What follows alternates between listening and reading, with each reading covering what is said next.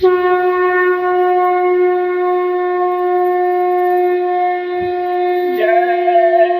गुरुदेव, जय गुरुदेव। वक्त का जगाया हुआ नाम, जय गुरुदेव। क्या खा पी कर हुए खराब, अंडा मछली मांस शराब।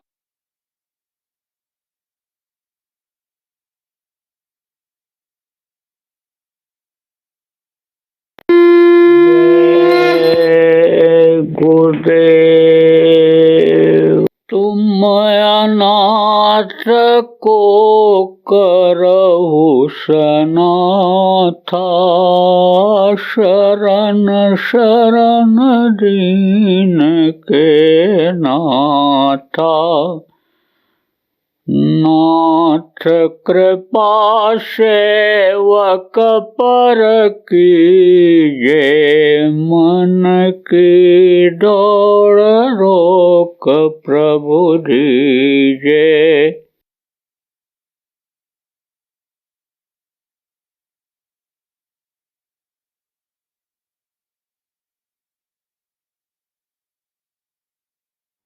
जय गुरुदेव।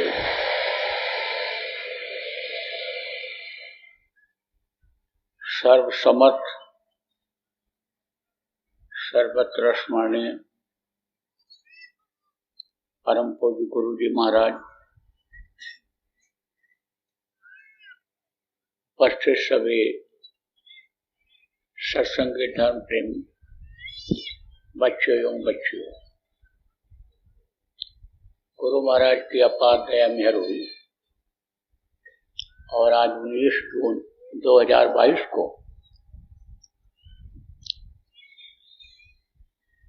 मध्याह्न के बेला में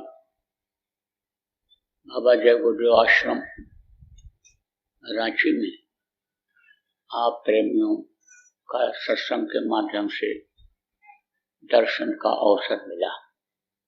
सत्संग सुनने के लिए आप आए, आपको अंदर से प्रेरणा हुई, उस प्रभु की दया हुई, अंदर में इच्छा जगी और आप सत्संग सुनने के लिए आए।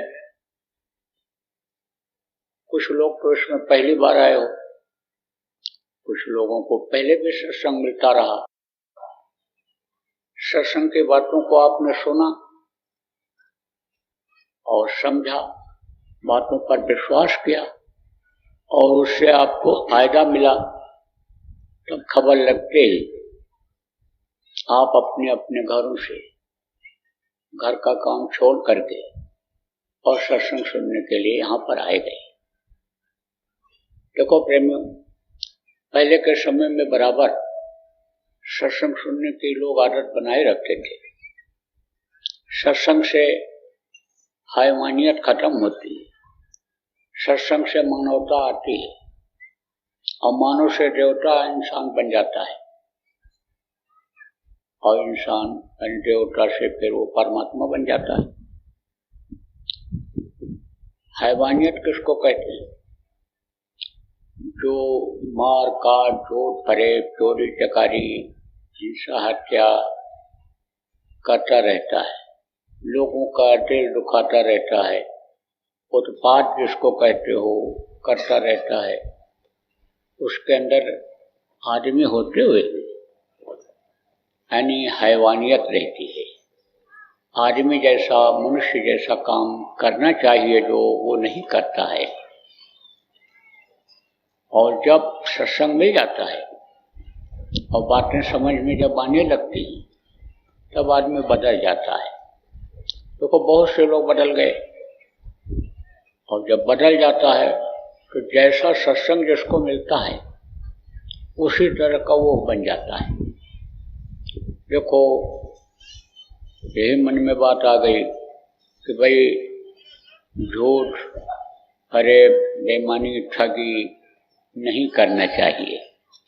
ये जो हम कर रहे हैं हम ही को ये भोगना पड़ेगा, यही इतनी जानकारी हो जाए तो आदमी जो अपने बच्चों के लिए अपने परिवार वालों के लिए गलत काम करता है वो नहीं करेगा।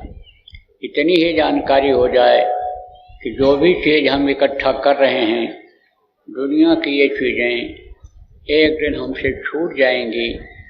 कोई भी चीज़ ये हमारे साथ आखिरी वक्त पर नहीं जाएगी और हम जो बुरे कर्म करके इन चीज़ों को इकट्ठा करेंगे, घर मकान बनाएंगे, ज़मीन जायदाद इकट्ठा करेंगे, रुपया पैसा इकट्ठा करेंगे, यानी उसकी वो हमारे काम भी नहीं आएगा और उसकी गलत ढंग से कमाए होने के नाते सज़ा मिल जाएगी। तो आदमी बुराई को छोड़ देता है। देखो प्रेमियों, मौत को आदमी जब याद रखता है तब वो इन चीज़ों में नहीं फंसता है। मौत को आज लोग भूल रहे हैं जो सत्य है, और प्रभु को भूल रहे हैं जो सत्य है। यही दो चीज़ अगर याद रहे कि मौत एक दिन आनी है, इतना ही याद रहे तो आदमी आप ये समझो बुराइयों से बचा रहेगा। उस मालिक पर भरोसा हो जाए, विश्वास हो जाए कि जो पैदा होने के पहले माँ के स्तन में दूध भर देता है, परवरिश वो करता है, खिलाता वो है, देता वो है, हम तो खाली निमित्त बने हुए हैं।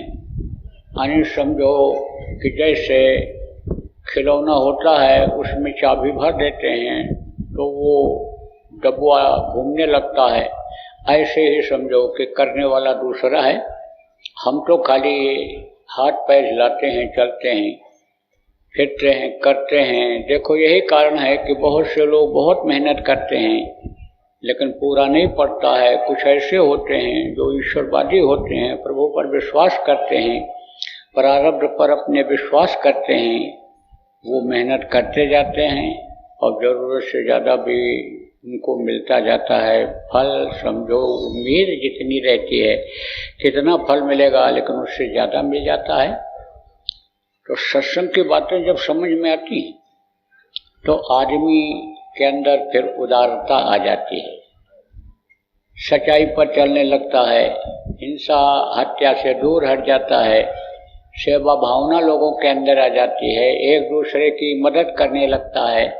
तो जब मदद करने लगता है, इंसान के काम आने लगता है, तब लोग उसी को कहते हैं आप हमारे लिए भगवान आ गए, आप हमारे लिए देवता के रूप में प्रकट हो गए। क्योंकि देवताओं का काम क्या है? देवता का नाम ही है देवता, यानी देते ही हैं, वो लेते नहीं है। देखो बलि कभी मत चढ़ाना, बलि चढ़ाने से देवता जिनको मानते हो वो खुश नहीं हो सकते हैं।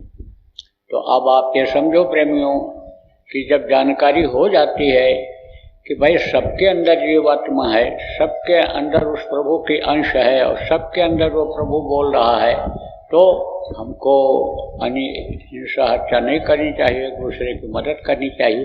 तो जब मदद हो जाती तब लोग उसको क्या कहते हैं? देवता हैं ये, देव रूप हैं ये।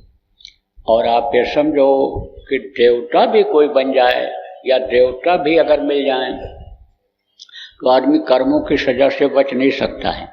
कर्मों की सजा क्या है? आपको समझाते हैं, गांव के सीधे साधे लोग आपको सरल भाषा में समझाते हैं। जैसे आपके समाज का, बिरादरी का नियम है, घर में आपने नियम बना दिया, अब नियम के खिलाफ कोई काम करता है, बिरादरी के नियम के खिलाफ करता है, गांव का नियम है, समाज का, देश का नियम है, इस नियम के खिलाफ कोई काम करता है तो सजा मिलती है। सजा देते हो, बिरादरी से निकाल देते हो, शादी ब्याह उसके यहाँ नहीं करते हो, उसकी लड़की नहीं घर में लाते हो, खाते पीते नहीं हो उसके साथ बैठ करके। आप ये समझो कि ऐसे ही कोई चोरी चकारी या गलत काम करता है तो उसको जेल जाना पड़ता है। कोई आदमी को मार दिया तो उसको समझो कि फांसी की सजा होती है। तो जैसे ये नियम है, जैसे भगवान का भी नियम है, प्रकृति जिसको कहते हैं उसका भी नियम है। तो उस नियम को जब कोई तोड़ता है तब वो समझो कि वो सजा देता है, और उसका सजा जो होता है वो बड़ा भारी होता है, बहुत, वो जल्दी माफ नहीं होता है। आप ये समझो कि वहाँ कोई शोर सिफारिश नहीं चलती है, वहाँ कोई भी वकील रख करके आप मुकदमा को छुड़वा नहीं सकते हो। कोई शोर सिफारिश सेटिंग वहाँ नहीं चलती है। कहा कर्म प्रधान विश्व रच राखा, और जो जस कीन सो तस फल चाखा। कर्मों का फल मिलता है, तो कर्मों का फल जब मिल जाता है तब यानी समझो अच्छा कोई करता है कहाँ जाता है, स्वर्ग और वैकुंठ में जाता है, और बुरा कर्म करता है तो नरकों में जाता है। तो ये दोनों कर्म जब नष्ट होते हैं तब ये जीवात्मा अपने मालिक के पास पहुंच पाती है, तब जन्मने और मरने की पीड़ा से छुटकारा मिल पाता है। नरकों से 84 योनियों से तभी छुटकारा प्रेमियों मिल पाता है। तो आपको समझने की जरूरत है कि जीवात्मा अपने घर यानी कब पहुंचती है कि जब इस मनुष्य शरीर के बारे में जानकारी हो जाती है।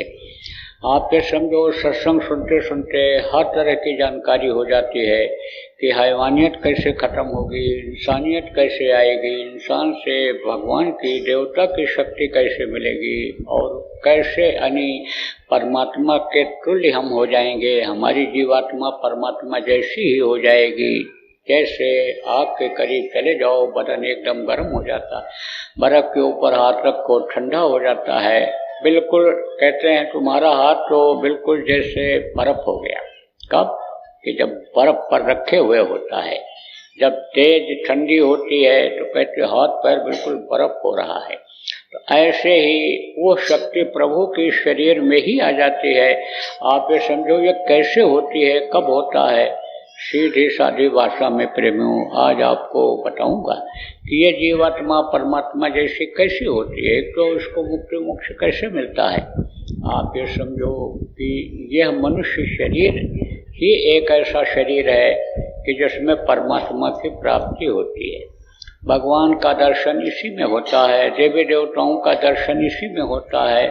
अंतःकरण में यानी समझो रोशनी इसी में होती है, बाकी तो सब अंधेरा है। दुनिया ये अंधेरा है, आंख बंद कर लो तो अंधेरा ही अंधेरा है, रात हो जाती है तो अंधेरा होता है। आप ये समझो बादल बहुत घिर जाएं चारों तरफ से तो भी अंधेरा हो जाएगा, तो ये अंधेरा ही अंधेरा है।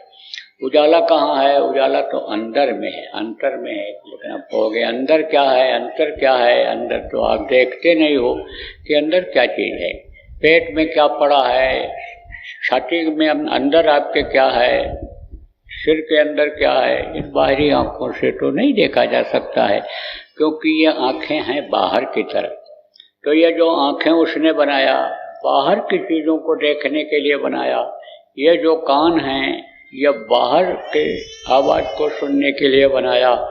लेकिन अंदर में जो मधुर वाणी हो रही है, आकाशवाणी जो हो रही है, अनहद वेद वाणी जिसको कहते हैं, जो हो रहा है वो इन कानों से नहीं सुनाई पड़ सकता है, क्योंकि वो इतनी तेज आवाज़ है, वो उस आवाज़ में इतनी कशिश है कि जैसे कोई आवाज़ तेज लगा देता है, भाई बचाओ बचाओ, तो रुक नहीं पाते हो, दौड़ पड़ते हो। ऐसे उसमें आकर्षण होता है, खिंचाव हो जाता है उसमें, तो उसको इन कानों से आप नहीं सुन सकते हो। किससे सुना जाता है? अंदर वाले कान से। अब अंदर वाला कान तो आप देखते नहीं हो, बाहर का भी कान तो आप छू करके अनुभव करते हो, या शीशा में या किसी यानी समझो कि पानी में किसी चीज़ में जब आप देखते हो कि हमारा कान है, या हमारी आँख है, हमारी नाक है, या हमारा मुंह है, ऐसे तो मुंह दिखता नहीं है, नाक भी नहीं दिखती है। तो ऐसे समझो आपके बाहर की चीज़ें ये जो आपके बाहर की तरफ ही हैं, जल्दी नहीं दिखती हैं, तो अंदर की कैसे दिखेगी इन आँखों से? अंदर की नहीं दिखती है। तो यह आँख अंदर है और यह कान अंदर है, तो वो कहाँ पर है? वो जीवात्मा के अंदर है। तो जीवात्मा किसको कहते हैं? जो नए लोग आए हो आपको नहीं मालूम, जीवात्मा यह है परमात्मा की अंश। अंश किसको कहते हैं? बहुत छोटे टुकड़े को अंश कहते हैं। जैसे हीरा, बहुत से लोग तो देखे ही नहीं होंगे, सोना जरूर देखे होंगे। तो सोना का एक टुकड़ा हो छोटा सा, तो भी लोहे से या अन्य धातुओं से बहुत कीमती रहेगा। आप ये समझो उसकी कीमत ज़्यादा रहेगी। ऐसे ही अब परमात्मा की अंश है, लेकिन इसकी कीमत बहुत ज़्यादा है, इसकी में ताकत बहुत ज़्यादा है, पावर जिसको कहते हैं इसमें बहुत ज़्यादा है। यही जीवात्मा इस शरीर को चलाती है, और यही जीवात्मा जो आपके अंदर है, कीड़ा मकोड़ा, सांप गोजर बिच्छू, ऊँट बकरी, भैंसा बकरा, सब में यही आत्मा है। अब जब आदमी की चूक हो जाती है, जिस काम के लिए यह मनुष्य शरीर मिला वो काम जब नहीं कर पाता है, खाने पीने और मौज मस्ती में ही समय को निकाल देता है, आदमी के समझ में यानी समझो कि नहीं आता है कि भाई किस लिए ये मनुष्य शरीर मिला है। वो तो उसी तरह से जैसे पशु और पक्षी खाते हैं, बच्चा पैदा करके दुनिया संसार से चले जाते हैं, सोचता है कि इसी काम के लिए हम भेजे गए हैं, इसी काम के लिए ये मनुष्य शरीर मिला है, तो उसको सजा मिल जाती है। और सजा मिल जाती है तो कीड़ा मकोड़ा, सांप गोजर बिच्छू के शरीर में बंद कर दी जाती है। ऐसे ये देखो, ये पेड़ खड़े हैं 25 साल, 50 साल, 100 साल, इससे भी ज़्यादा पेड़ ऐसे खड़े रहते हैं, तो बस इसी में दिया जाता है, तो हिल डुल नहीं सकते हो, खड़े रहते एक जगह पर। तो ये जीवात्मा यानी परमात्मा की अंश है। सजा भोगने के लिए योनियों में डाल दिया गया, कीड़ा मकोड़ा बना दिया गया, सांप गोजर बना दिया गया कि भगते फिरो, जान बचाते फिरो। आप ये समझो छोटे छोटे ये देखो जानवर हैं, ये बड़े जानवरों को जो मांसाहारी जानवर हैं, जो उनको खा लेते हैं, उनसे ये नज़र बचा करके चलते हैं, भगते रहते हैं। चूहे हैं, बिल्ली को देख लें, बिल्ली है, कुत्ता को देख लें, तो ये सब जान बचाते रहते हैं। ऐसे जान बचाना पड़ता है, चूक जाने से उसमें बंद किया जाना पड़ता है। तो यही जीवात्मा जो आपके अंदर, वही इन योनियों में भी है, यह परमात्मा की है अंश। और 5 महीना 10 दिन का बच्चा जब माँ के पेट में हो जाता है, तब ये डाल दी जाती है। उस समय पर पूरी चैतन्यता रहती है, और जब जीवात्मा डाली जाती है तो इस शरीर का विकास अंदर में तेजी से शुरू हो जाता है। हाथ पैर आँख कान सब बनने लग जाते हैं, हड्डी मांस ये सब यानी समझो कि इसके अंदर पैदा हो जाता है, हड्डियाँ मजबूत होने लगती हैं, मांस बढ़ने लगता है, खालें उसके ऊपर चढ़ने लगती हैं, अंग इसमें से निकलने लगते हैं। लेकिन फिर भी 9 महीना लगता है बनने में। कम समय में बच्चा अगर बन जाए, जल्दी पैदा हो जाए, तो जल्दी जिंदा नहीं रहता है या बहुत कमज़ोर रहता है, पूरा 9 महीना रहता है। तो 9 महीना ये किस में रहना पड़ता है? कैद खाने में। कैद खाना किसको कहते हो? जेल को। जेल से बाहर नहीं निकल सकते हो अपनी इच्छा के अनुसार। जैसे कोई जेल में बंद हो गया और चाहे हम चले बाजार घूम आवें, रिश्तेदारों से मिल आवें, परिवार वालों से मिल आवें, कैसे निकल सकता है? ऐसे ही 9 महीने जेल खाने में बंद रहती है ये जीवात्मा, और बाहर जब निकली तब भी ये इसके अंदर बंद है। अब आप ये समझो कि इसी के अंदर ये यानी जीवात्मा इन्हीं दोनों आँखों के बीच में बंद है।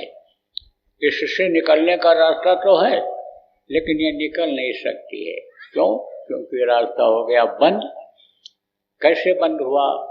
जैसे देखो, ये शरीर है आपका, इसमें रोए हैं, और रोए जब बंद हो जाते हैं, आप ये समझो सफाई नहीं होती है, रगड़ करके नहीं नहाते हो, और रोए के किनारे जो छेद है वो जब बंद हो जाता है तब रोग हो जाता है। उसको क्या कहते हैं? चर्म रोग, यानी खुजली, दाद, अकौता, यानी समझो एक्जिमा जिसको कहते हो, यह सब हो जाता है। क्यों? क्योंकि वो सुराख हो गया बंद, सफाई नहीं हुई, तो समझो कि वो रास्ता हो गया बंद। ऐसे ही जीवात्मा जिस रास्ते से डाली गई, निकलती उसी रास्ते से है, अब वो हो गया बंद कर्मों की वजह से।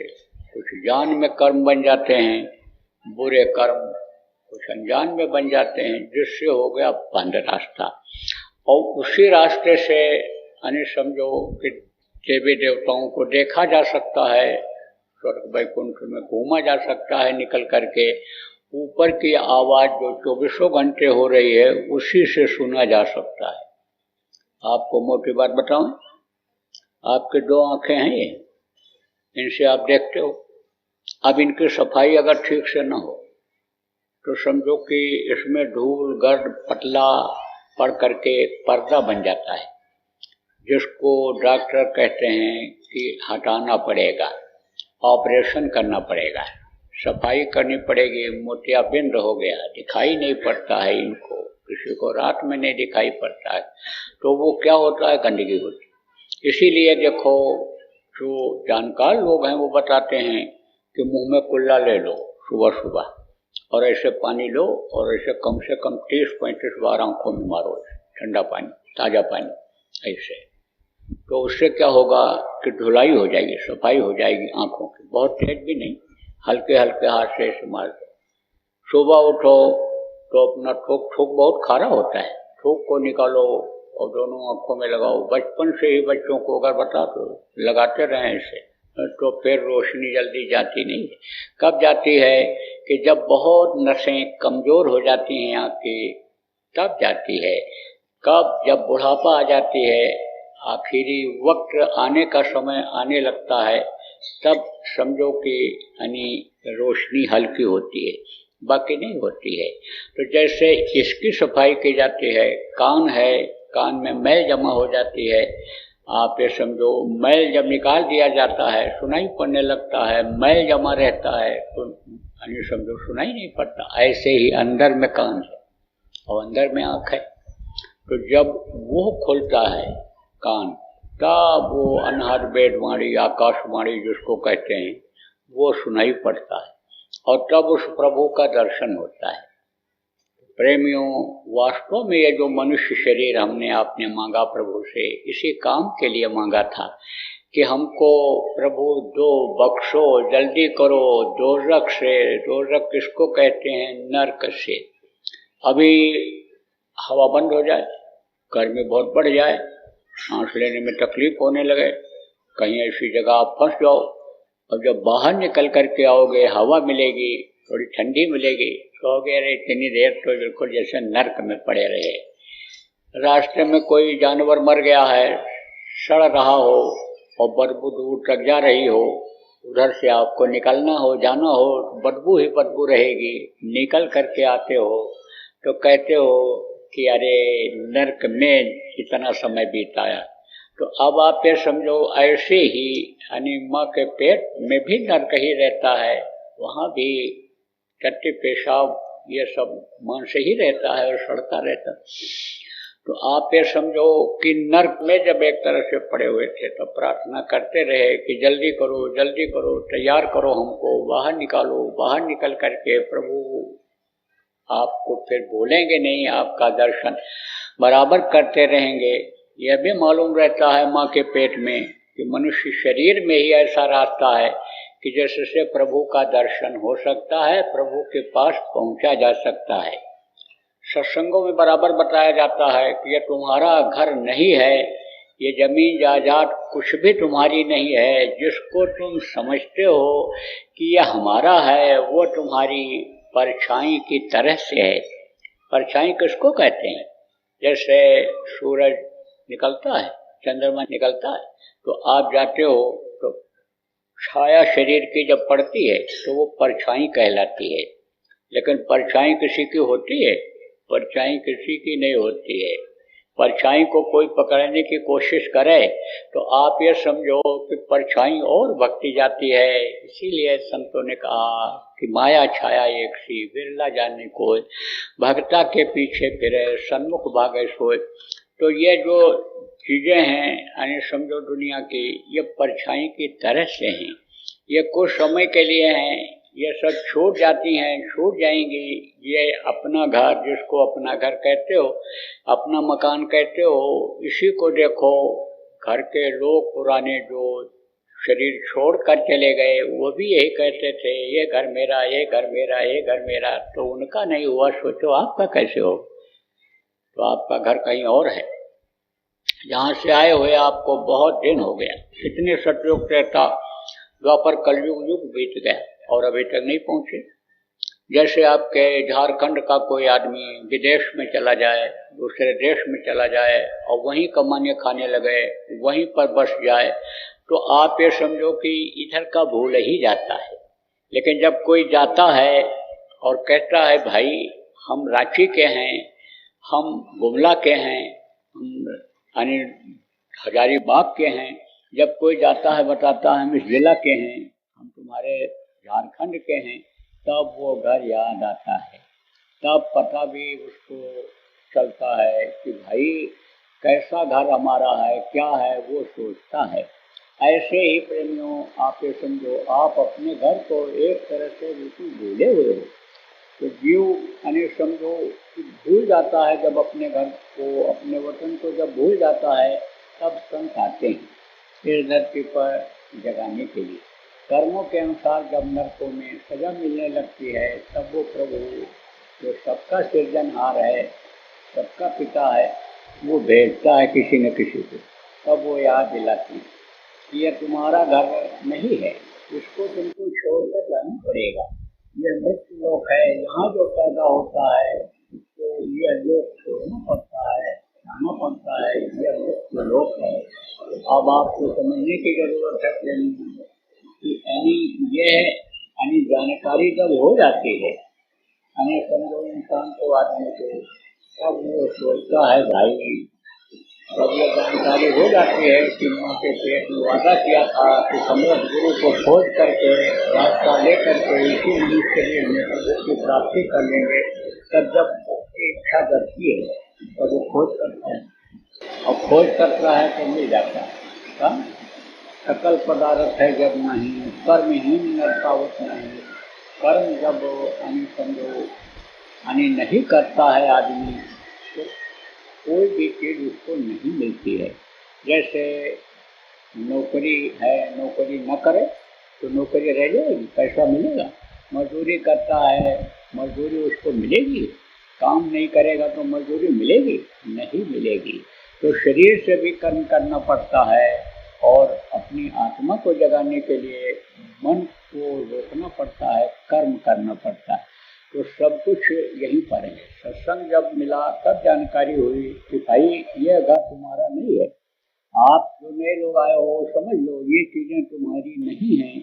आप देखो कि देखते देखते ये चीजें चली जाती हैं। ऐसे देखो बाढ़ आती है और ये देखते हुए यानी समझो कि ऐसे ही बह जाता है, गाँव बह जाता है, जानवर बह जाते हैं, धन रुपया पैसा बह जाता है, पहाड़ धंस जाता है। आप ये समझो ओला पत्थर गिरने लगता है तो उसमें फसल नष्ट हो जाती है, बड़े बड़े गिरने लग गए तो आदमी पक्षी जानवर मर जाते हैं।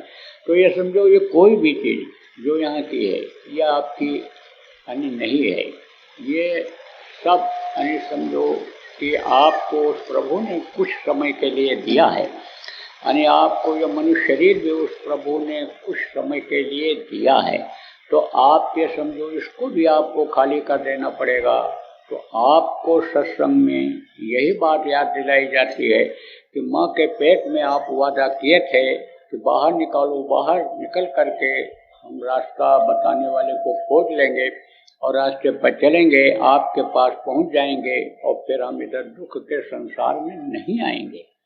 आप ये समझो प्रेमियों, वहाँ पहुँच जाने के बाद अपने पिता के पास, प्रभु के पास पहुँच जाने के बाद, पुरुष के पास, अकाल पुरुष के पास पहुँच जाने के बाद फिर इधर जन्मना मरना नहीं होता है। फिर इधर जो आप दुख झेल रहे हो ये दुख यानी आपको झेलना नहीं पड़ेगा। तो देखो मोटी बात आप ये समझो, कुछ समय के लिए यह मनुष्य शरीर मिला है और इस समय पर कलयुग में किसी का कोई भरोसा नहीं है। प्राण त्यागते थे, जीवात्मा निकलती थी, शरीर छूटता था, मोटी बात समझो कि मरते थे। और अब जवानों का कोई भरोसा नहीं है, कौन कब कहाँ मर जाए, कौन किसको मार दे, कौन किसको काट दे, उन्माद में आ जाते हैं। खान पान लोगों का गलत हो गया, गुस्सा क्रोध बहुत बढ़ गया, शराब और बुद्धिनाशक नशे का सेवन करने लग गए, कोई ज्ञान नहीं रह गया, मरने का मारने का जो भी जुनून सवार हो गया बस वही कर डाल रहे हैं। तो आपको समझने की जरूरत है कि आप भाग्यशाली हो कि आप यहाँ पर आए हो, और आप में से भी कुछ ऐसे लोग हो जो पहले भी नामदान पा चुके हो। आप यानी समझो कि बहुत ज़्यादा भाग्यशाली हो कि जिनको गुरु महाराज जैसे गुरु मिले और उन्होंने रास्ता बताया आपको भगवान से मिलने का, अंदर का कान खोलने का रास्ता मिला, अंदर की आँख से देखने का, देवी देवताओं को देखने का, भगवान तुल्य परमात्मा तुल्य बन जाने का रास्ता आपको मिला। लेकिन दवा बहुत अच्छी हो, खाओ नहीं तो कैसे मर जाएगा? आपका मर्ज आपकी तकलीफ क्यों नहीं जाती है? 100 मर्ज की दवा आपको मिल गई तो आपका मर्ज क्यों नहीं जाता है? इसलिए नहीं जाता है कि दवा को आप खाते नहीं हो, और दवा खाते भी हो तो परहेज नहीं करते हो। तो परहेज जरूरी होता है। तो जैसे शरीर बीमार होता है, इसको दवा खिलाई जाती है, ऐसे आत्मा में बीमारी आ गई है, वो कैसे दूर होगी? वो तो इसी नाम की कमाई से जाएगी। नाम का जब जाप करोगे, प्रेमियों समझो, सुमिरन ध्यान और भजन जब करोगे, परहेज के साथ जब रहोगे, तब वो तकलीफ जाएगी।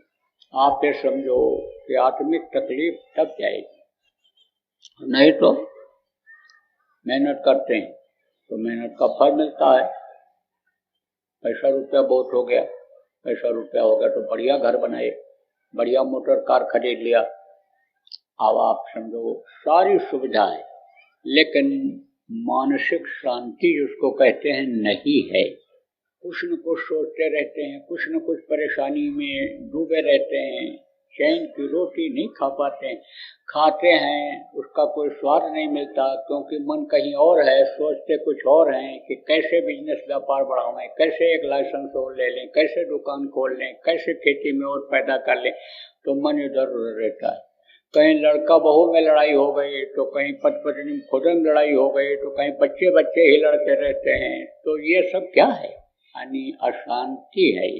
ये घर में होते हुए भी, पैसा रुपया ये सब होते हुए भी ये अशांति है।